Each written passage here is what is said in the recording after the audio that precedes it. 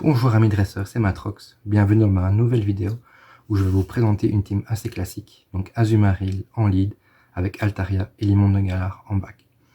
Alors en fait après mon passage légende il y a 2 semaines, je n'ai pas joué pendant une semaine jusqu'au Go Battle Day où j'essaie d'avoir un Pikachu Catcher avec des IV PVP que je n'ai pas réussi malheureusement, ça je vous invite à voir la vidéo si vous ne l'avez pas vue. Et donc en fait après je n'ai pas rejoué pendant une semaine jusqu'à la veille de la saison 10, où en fait le lundi je ne savais pas jouer après 22 h, donc j'ai décidé de faire des séries pour me remettre un peu dans le jeu. Et en fait avec cette équipe j'ai fait 2 4 sur 5, c'est ça que j'ai décidé de faire une vidéo. Et je suis monté à ma meilleure cote à 2105. C'est parti. Alors ça commence avec un lead Morpheo.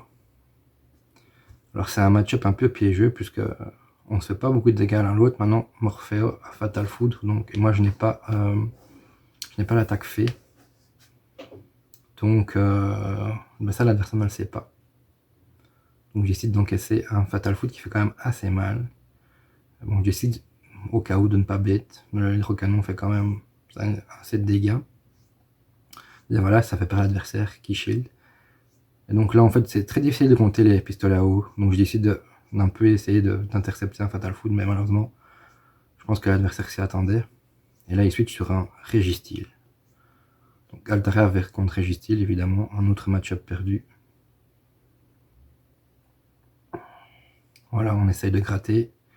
Si l'adversaire joue mal, ça peut passer. Regardez, les Dracogriffes grattent quand même bien le Registeel. Surtout qu'il ne shield pas. Et l'Immunocanon fait des attaques correctes sur Altaria. Donc c'est reparti, on gratte, on gratte, on gratte. Beaucoup moins l'impression évidemment, puisqu'on a les jambes, mais... La prochaine fois que je passerai les jambes, j'essaierai de monter la cote, on verra. Ici, j'ai tellement profité que j'ai presque pris 2 semaines de congé de la Go Battle League. Voilà, ici on gratte, et malheureusement, ah bah non, ça passe, parfait. Donc on a renversé le match-up, ce qui est assez sympa. Donc voilà, Altaria, vraiment un Pokémon monstrueux. Surtout que le mien est rang 1, que j'avais eu pendant le community, donc assez bien. Voilà, Fatal Foudre. Là je m'attendais à un bait, mais... Et en fait c'est là que je me retrouve.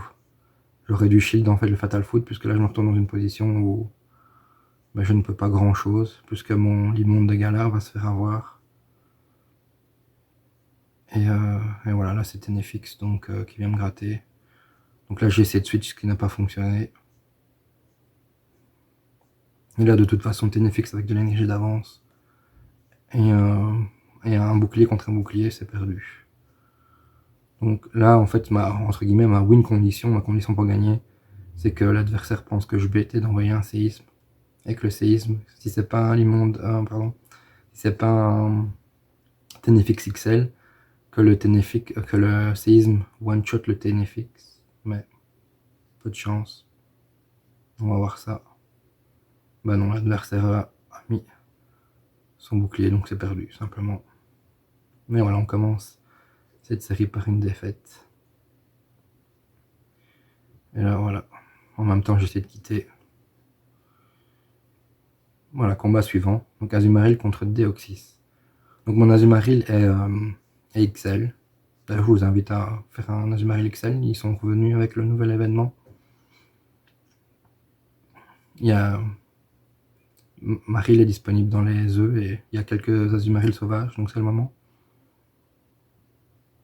Moi aussi, je décide d'encaisser le premier tonnerre comme il est assez bulky. Et là, je bête pas. Hydrocanon qui passe. Parfait.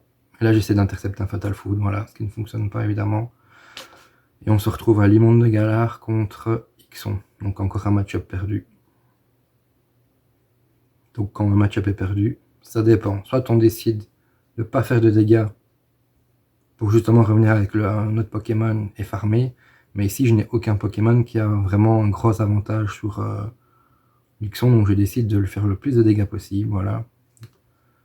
Le Sims qui passe, en général, à haute cote, hein, du moins, les gens ne shieldent pas, puisque ils doivent se retrouver avec le moins de vie possible pour justement que je ne puisse pas farmer. Mais bon, c'est ça qu'ici, on se retrouve avec un Luxon, avec un peu de points de vie, un peu d'énergie. Donc là, j'envoie mon Azumarill, voilà, j'essaye de farmer, mais ici je me dis, il est en train de feinter ou de construire un détricanon, moi j'arrive à à mon aller-retour de laser glace, donc je n'aurai plus d'énergie à gagner, donc je décide tant pis d'envoyer un laser glace qui passe, et là l'adversaire fait Psycho Boost, on s'y attendait, on switch, parce que comme le Deoxys c'est des buffs, soit il perd ses dégâts, soit il switch aussi. Donc comme ça, on garde l'équilibre, on a l'équilibre au niveau de l'énergie avec le troisième Pokémon. Et là d'ailleurs, c'est un Vigoroth. Donc Altaria contre Vigoroth, c'est assez neutre, parce que Altaria a l'avantage, il est assez bulky, et il gratte bien avec le Dracosouffle.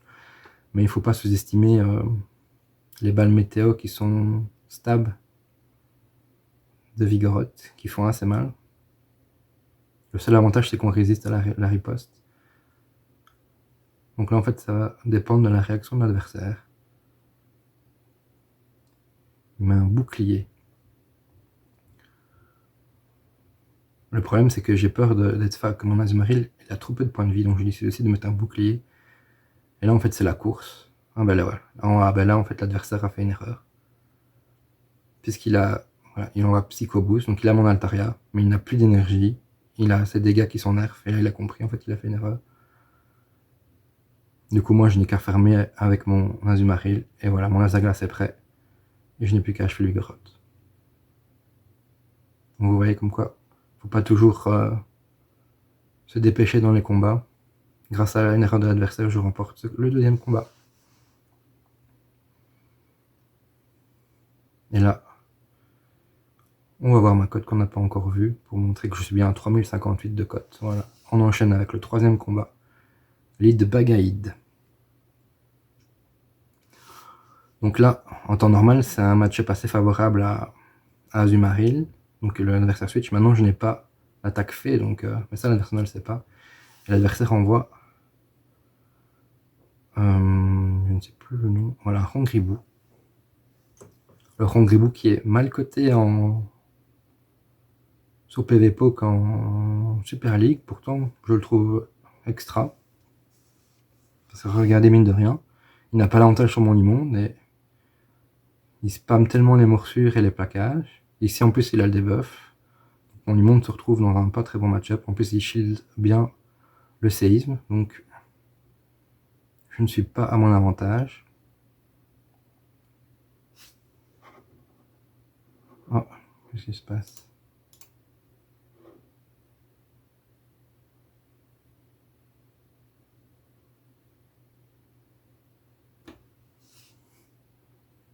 Là je renvoie un deuxième séisme qui passe à ce moment-là. Et là je décide de jouer agressivement et de farmer très vite, même malheureusement. Le Rongribou est tellement spammy qu'il arrive à un machouille en plus, donc c'est même pas le plaquage, c'est vraiment le machouille. Heureusement j'ai pas le debuff. Et en fait j'ai fait ça agressivement parce que je savais bien que le Bagaïd, comment dire, avec Azumarill qui n'a pas l'attaque fait, c'est pas un match-up si confiant que ça. Donc là j'espérais un peu qu'il ramène son Bagaïd sur mon Altaria. Mais bon là d'un côté je me dis j'espère que... Normalement il a laissé son meilleur contre à Azumarill dans le bac. Donc c'est un peu qui tout double. De toute façon j'avais perdu l'avantage du switch. Comme j'avais perdu le match-up contre Rongribou. Donc c'est un peu un coup de la dernière chance. Et là l'adversaire voilà, a un Nermur dans le bac. Donc ça c'est super parce que j'avais presque mon hydrocanon de près. Donc je vais... Et voilà, on lance l'hydrocanon. L'adversaire n'intercepte pas. Et là l'adversaire se charge. On joue bien la CMP. Mais même à ce rang-là, Azumarill est super bulky. Et voilà. En vrai, j'aurais peut-être dû choisir de le terminer, mais je pense qu'il était un deuxième rapace. Et voilà, le Rongribou qui revient, mais c'est fini.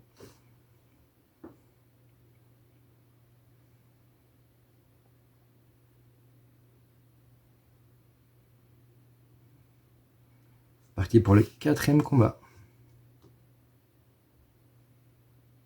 contre Pingoléon. Donc là, encore un match-up assez neutre. En fait, l'hydrocanon fait quand même assez mal. Mais avec Vry, je pense que Pingoléon remporte le match-up de peu. Donc ici, je décide. Voilà, en fait, c'est assez agressif et c'est pas un bon match-up pour Limonde. Mais j'ai l'habitude de jouer Pingoléon en Ultra League, en fait. Et je rencontre beaucoup de Limonde. Et en fait, en voyant le match-up opposé, j'ai déjà vu des adversaires battre Pingoléon comme ça. Donc en fait, l'important, c'est pas de se prendre de sneaky, donc il faut bien compter les immédiates, le tempo des immédiates. D'ailleurs, ça, je préfère une vidéo si ça vous intéresse. Et du coup, voilà, il faut bait. Il faut qu'absolument les bait passent, donc je construis un séisme. Évidemment, il faut tout shield dans l'hydroblast, ça one-shot. Donc là, il faut pas se prendre de sneaky, voilà, parfait. Là, je prends un risque, mais il va pas craquer son deuxième bouclier comme j'ai fait une feinte. Mais non, malheureusement, il fait un double shield. Et là, voilà, comme je vous dis, faut pas... Là, c'est le sneaky, mais ça va. C'était le dernier, si je le faisais pas, c'était KO. Et voilà. Malheureusement, il reste un point de vie à l'adversaire. Ça arrive. Mais non, en fait, là, je me retrouve dans une situation plutôt favorable, puisque l'adversaire renvoie un Fenard d'Alola avec l'attaque fée, ce qui est très mauvais pour mon Altaria.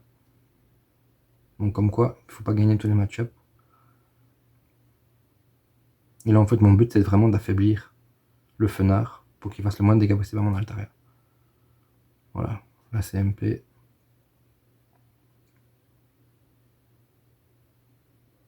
Et là, j'essaie de switch agressivement. Voilà, je me prends qu'une attaque fée, mais l'adversaire switch aussi. Et en fait, Altaria contre Votutrice, c'est un match-up assez difficile pour Altaria, mine de rien. Mais moi, heureusement, j'ai pouvoir lunaire. Donc c'est ça l'avantage du pouvoir lunaire, c'est qu'Altaria contre un Octali ou Votutrice, il perd s'il n'a pas un pouvoir lunaire. Mais s'il a pouvoir lunaire, ben, c'est des match-ups qui gagnent. Donc assez bien. En plus, il y a 10% de chance, donc c'est toujours ça de prix. On les a jamais, mais on sait jamais un jour. Et voilà. Alors ici, on a toujours peur, donc on attaque. Elle était disponible. Parce que mine de rien, avec un lag, il pouvait me farmer mon Altaria, mon Azumarill en bout de vie. Donc. Et c'est un 4e combat de gagné. 3 victoires, 1 défaite. Voyons ce dernier combat. Azumarill contre Limonde. Donc là encore, en fait c'est un match-up assez piégeux, puisque normalement, si on n'a pas Azumarill, ben, Limonde gagne le match-up. Si on n'a pas Hydrocanon sur Azumarill, pardon, Limonde gagne le match-up. Donc toujours, est-ce qu'Azumarill a Hydrocanon? Est-ce que l'adversaire me met un bouclier? Et non, c'est du one-shot. L'adversaire amène un Spectrum. Donc là, heureusement, j'avais un écume d'avance qui me permet d'arriver à Lézard Glace avant qu'il arrive à Bomberg, potentiellement. On obtient le bouclier. Et là, je décide, voilà, j'essayais d'intercepter le Bomberg sur les mondes de Galar, mais l'adversaire a fait un Griffon en plus, donc voilà, c'est un point ombre, il l'a vu. Il switch, et là, il amène un Charmina. Donc là, c'est un match-up perdu. Donc les match-up perdu, toujours 2 choix. Soit on ne touche pas l'adversaire, le Pokémon adverse, pour se refarmer dessus. Mais moi, je n'ai pas vraiment de bon contre à Charmina. Sauf qu'on sait qu'il a point boost. Donc là, moi, je décide de faire le plus de dégâts possible. Et comme on sait qu'il a point boost, bah, c'est la porte ouverte à Altaria, puisqu'en général, quand on joue point boost, on joue Psycho. Donc là, j'envoie mon Altaria pour même faire de l'énergie. Alors le problème, c'est qu'un Psycho plus un point boost, ou même s'il joue potentiellement point glace plus point boost, ça peut arriver. Voilà, on a 2 boucliers, donc on peut en mettre un. Malheureusement, on a le debuff. On farm, voilà, on compte les immédiates, là on sait bien que c'est un point boost, pas de problème.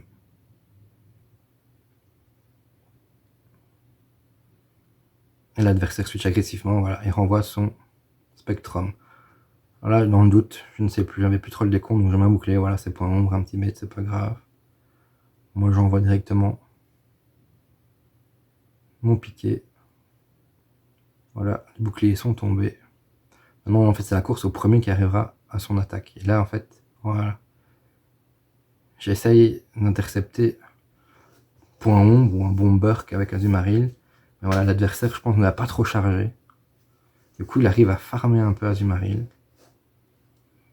Et là, je pense qu'il est arrivé à prendre peut-être un bug, ou alors il manquait une immédiate. Mais en tout cas, j'arrive à le donner. Et l'adversaire abandonne. Je sais pas s'il y avait un bug ou pas, ou s'il lui manquait un Griffombre.